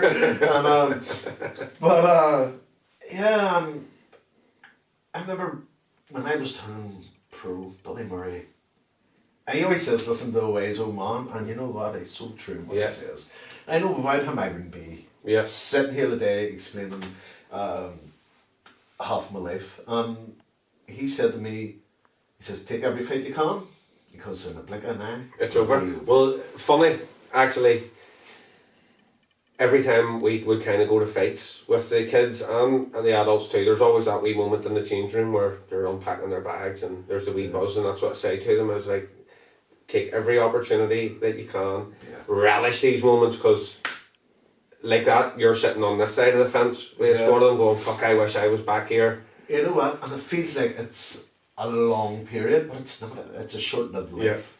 Yeah. It is, because different heavyweights go, they don't have to deplete. That's what the worst thing is. Yeah, it's making the weights. I'll tell you another thing, you touched on his name there earlier, Patrick Kinakamazi. Phone him, I said, if I make a comeback, I'll be against him. I beat him before. Now here's the thing, I was going through the divorce at the time. I lost a couple of $100,000 in the divorce, the custody battle. That's a fight I took for money. Yeah. I lost the title on the scales. And I remember after the fight, Gary, I kicked your ass. And he didn't kick my ass. So after that, there was a couple months later, his trainer, who were the friend, I got mentioned his name. Yeah. And his trainer's manager, Lyon. So you imagine how I feel against him. Yeah. And I respect him for being a martial artist, not a martial, a featherweight martial way. Yeah. And obviously I lost the title on the scales. And when we were fighting, I remember sitting down in the fourth round. I had nothing from halfway through the first round, nothing, because I was so depleted. Nothing. That's when I was telling you about doing the sprints around the thing, And but they did. You don't do this. I'm going to pull you out of the fight. It's like first time ever. I was like, where's the fuck you? Yeah. Never said out loud. Thought. Yeah, but you're thinking it. So I got up. And that's a battle with yourself, isn't it? Yeah. So I got up, started fighting. Patrick liked to switch it. As did I, but not as much. I think it was not so southpaw. So he turned southpaw, 11th round. And I touched on it earlier when I was in. My right hook was my heaviest punch. Straight right on, right hook. Turned southpaw, he threw a body shot. He's doing it. And I was always good at a counter punch. Yeah. He done it. I hit. He still fired back. And when he fired back, Bell he goes back around. He wasn't coming out for the 12th round. His corner had physically lifted him and pushed him out. Now, when you look, nobody's really seen the whole fight. We have. Yeah. Me seen it. I actually won that fucking fight. Yeah. It'll be interesting. Hometown decision. Yeah. Hometown decision. And to make it look good, look, I lost the title on the scales. He's going to be world champion. It was near enough over before it even started, wasn't it? Like it was predetermined. If I didn't make it, I didn't make. Actually, what was the rules? I went 64 kilo. I went on 4 kilo heavier. And again, there was things going on, and ended up, if I didn't get down the weight division above it, which was 62 kilo, not happening. Ended up doing that there. That's what I'm saying. Yeah. So you were second stuff. Body was just so depleted, knackered, and no matter what I done, I just could never make the weight. And I still went 12 rounds. 12 rounds. And I had nothing left from halfway through the first round. But that's grit and resilience from stubbornness. Stubbornness. And that, yes, stubbornness. I'm a very stubborn person, and you know that there with me over the years, But and then I was out for a while, obviously death of my mum. Yeah. And last time I seen my mum alive was on my 31st birthday. I come back and I'm dead on the floor, you know. So I had that there going on. And where does your head go after things like that? Did you sort of spiral a wee bit? I'm not a crier. Never see me crying. I was living down here with Rhea, my middle daughter's mum, and we were on our way up. And I was a PT at the time. I was trying people from their houses. Yeah. And I were on the way down, and I remember just coming up where the back of Spoons is on the carriageway, the castle on your left hand side. I remember looking at the castle, and next thing I know, I was seeing my phone going. Husky, my oldest brother. Not like him. Phone, what's wrong? Gary, you may come back. Roberta, she's dead. My mum. Yeah. And I was like, I just went quiet. When I go quiet, you know there's something wrong. Yeah. And emotions all over the place. I knew the day would happen, but never thought the day would appear, you know, that type of way. And my mom and dad were going around forever, you know. Yeah. And then, I remember it was the slowest drive right down. And I got in, the policeman, she died in the chair. My dad was beside her, you know that way. Just that pneumonia she died of. Okay. And she actually, what caused it, she fell down the stairs. I grew up with two up, two down. She fell down the stairs and you touched on the name, Bruce Gordon. When I fought him, she fell down the stairs. My mum was a big scared, like, but, you know, and injured her back.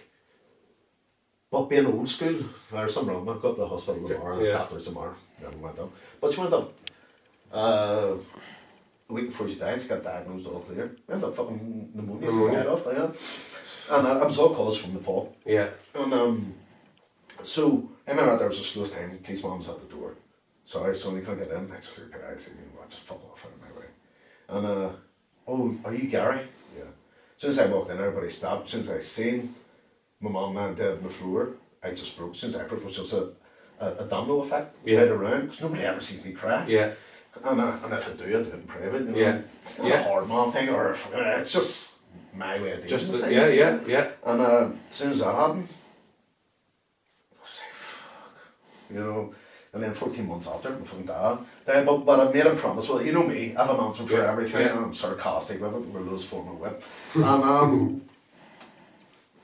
I said to my dad, you know, until the day our God calls you know, I'll make a laugh. He said, you do, you be boss. You know, that way. And, you know, he ended up dying of pancreas cancer. So he did, more or less, when my mum died, he died. Yeah. You know. Life's while the kids were around, it was sort of like life in a sense. But part of him, as you say, like part of him just wasn't probably there anymore or the same. And it's sad, isn't it? It is sad. And see, also too, when they weren't there, it just wasn't the same. Yeah. You know. And I wasn't a mummy or a daddy's boy. We fought. I mean, like, we fought. But they always had your back. You know, it wasn't till, you know, my dad, he died in Marie Curie over East Belfast. And, you know, and I'm adopted East Belfast. Yeah. And so we were there. And, you know, I held my dad's hand and said, Dad, it's okay to go. You know, and then ever from that there, and I just didn't have them. I just didn't have them there to argue with, to keep me, you know, and as I said, keep you leveled and sort of way. It just wasn't the same. Yeah. With them, you know, and, you know, my mum's, well, 14 years she's dead now. Yeah. You know what? It gets easier, but it doesn't. Yeah. You know, and it's always a bit of a raw wind, isn't it? Yeah. It is. Yeah. But as I say, it's one thing that's coming in life. Isn't That's it? one thing you're only guaranteed. It's guaranteed, yeah, 100%. A birth and a death. Yeah. And for the birth, there always will be a death. Yeah. You know? That's it. Unfortunately, it's come to us all.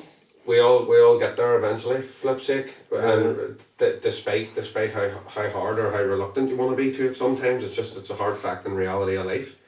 But what's life like now? Chilled to a point? Yeah. Family man now, you know, and a few gorgeous daughters, you know, I've got Paige, Rhea. I remember Paige, she's your oldest one, isn't she? I remember. 20. Yeah. I remember her when she was young. She lives with me ex-mate. That's a stutter. Of course, me being me, he has to be different women. Yeah. So, but yeah, chilled family man now, and no driving it, sure.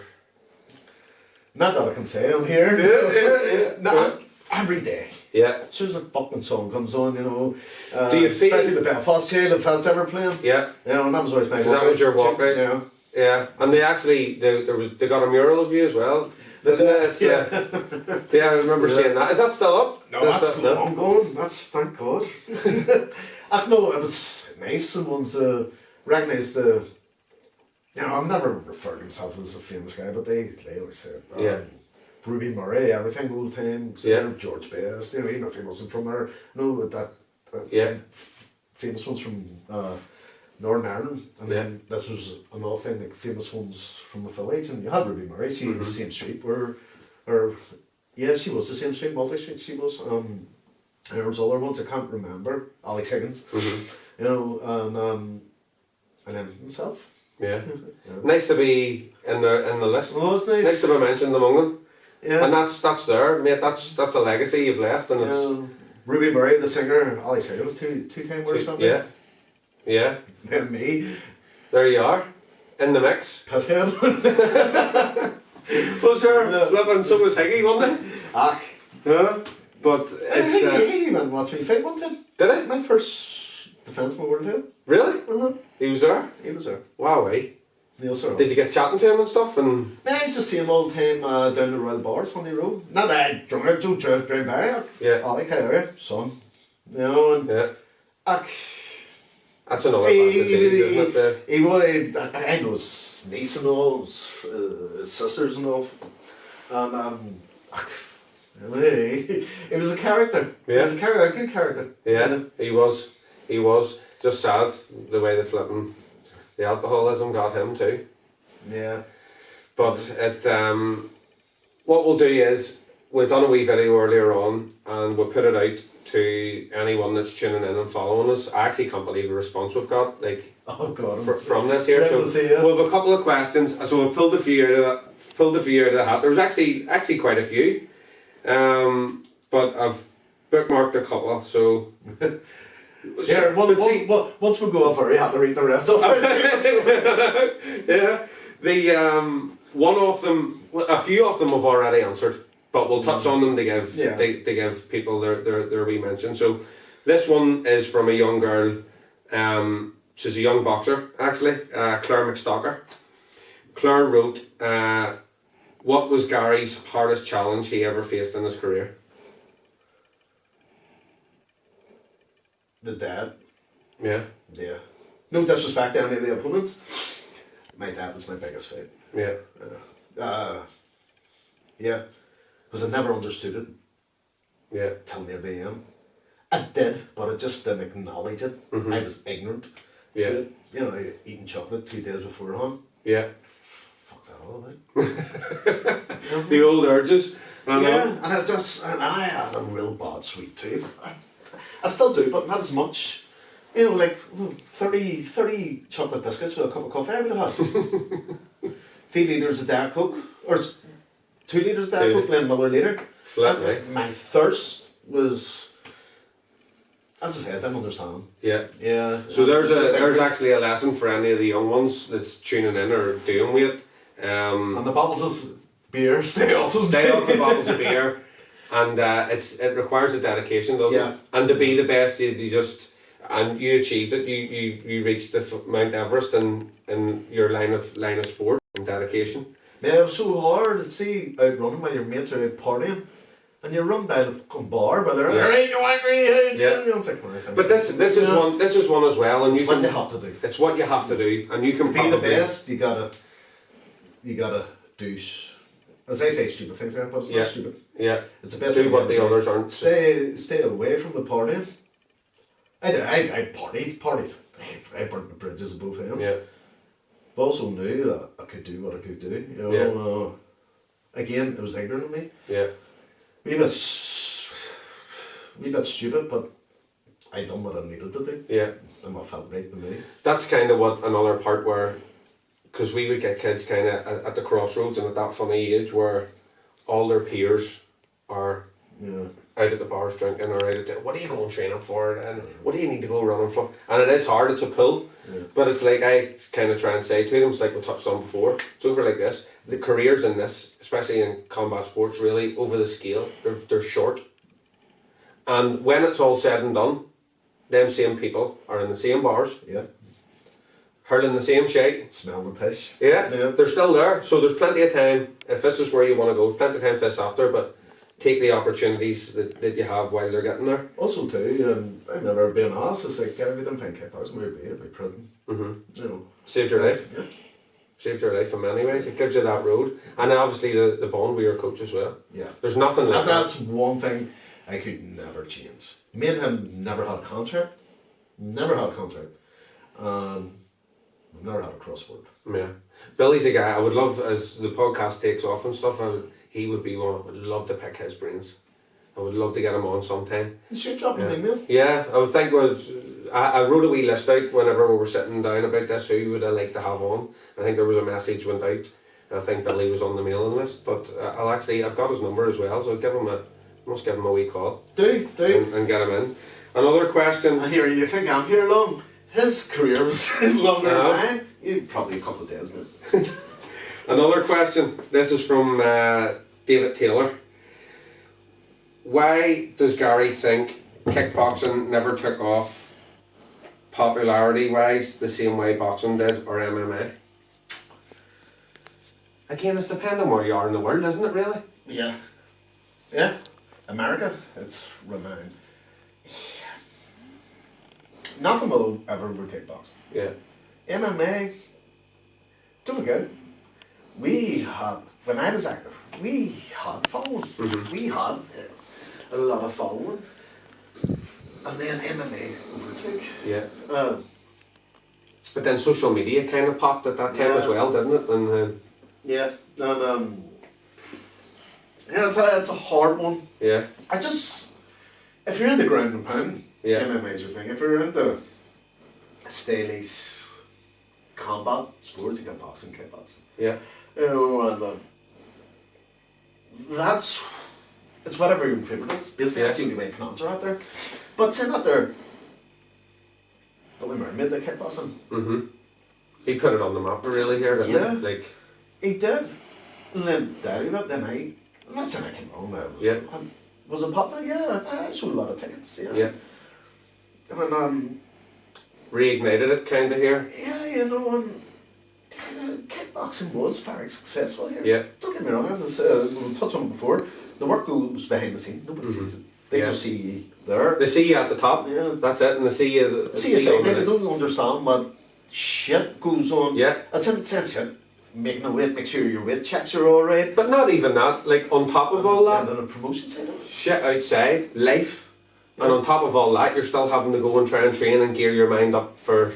You weren't a good fighter now, mate, if you knew what was on my life. Yeah. I know. And everyone's opinionated, aren't they, as well? And unfortunately they are, and that's something I learned like from very young. Whenever everybody. No, but whenever I would have talked about my goals and ambitions, I got laughed at, and everyone was sure, what do you know? If I've went, we've done it. And but even now, them people are still opinionated. I bought nothing. I still remember people. My own brother being one of me. My brother David, I don't mind fucking criticising him on it. My brother David, he must be the postman because he's the only one out of us that's 6 foot 2, stone. Yeah, I remember because he put the door as well. My brother, what? Yeah, he stopped me the postman. The postman used to call twice. So I remember him saying because I was thin. I used to be tubby, then I lost a lot of weight. I lost like 3 stone in 2 weeks. When I was 3rd year, I was 13 then. Mm-hmm. And I remember the teacher saying to me, "You alright, Gary? Something anything on top?" I said, "Yeah, dead on. My trousers didn't even fit me." I was bloated, like fat type person. Mm-hmm. And I came back from looking anorexic. I said, "You alright, Gary?" I was like, "Yeah, dead on." You know, and I was always joking. Which way you work with me on the doors? Which way I've always been. Yeah. And my brother said to me, "Can you think you can take shots?" "I don't think you can." I was like, "Right, okay." So I remember having sparring with him one time. Yeah. And my brother, being the bigger brother, thought he would try and stamp the authority on it. Yeah. So I just let him windmill the life out of it. I just covered up. I didn't think much hit me. Yeah. I think one in the forehead. I had a bruise here. And all I heard was Now all my sparring partners were from middleweight right up. Yeah.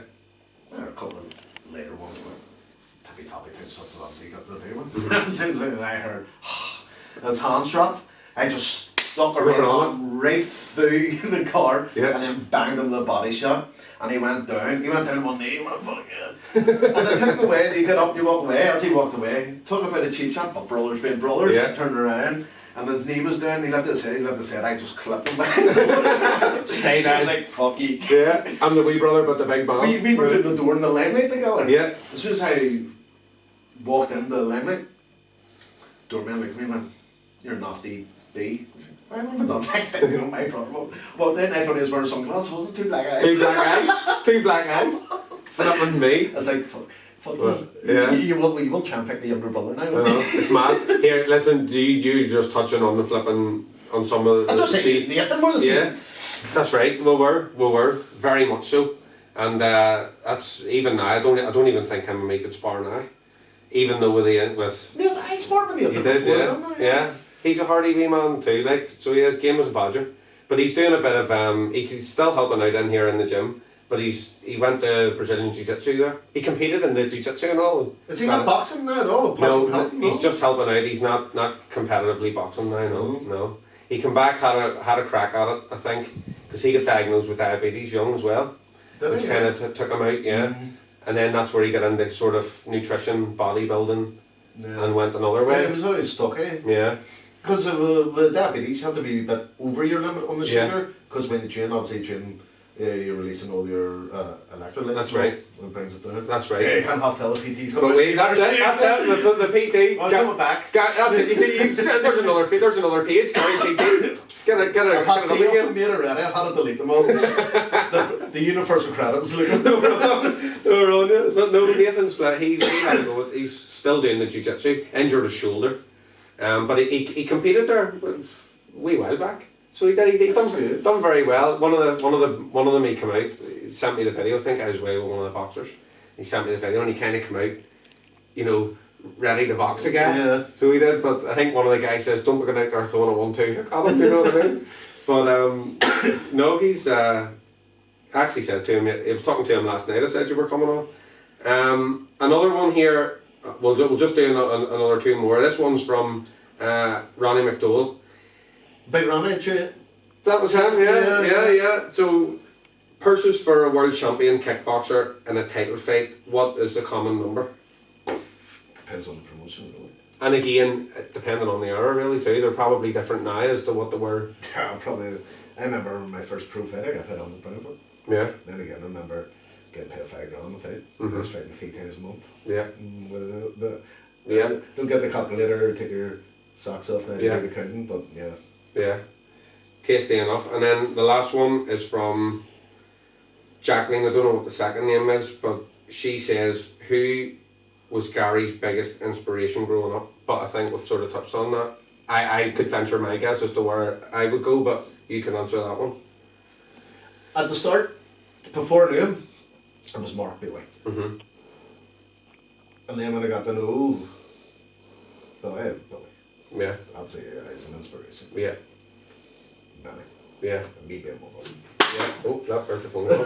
But no, that's what I thought too. I thought Billy probably would have been one of your biggest inspirations. Oh, absolutely. But it was for what he's done, and he's a gentleman. Mm-hmm.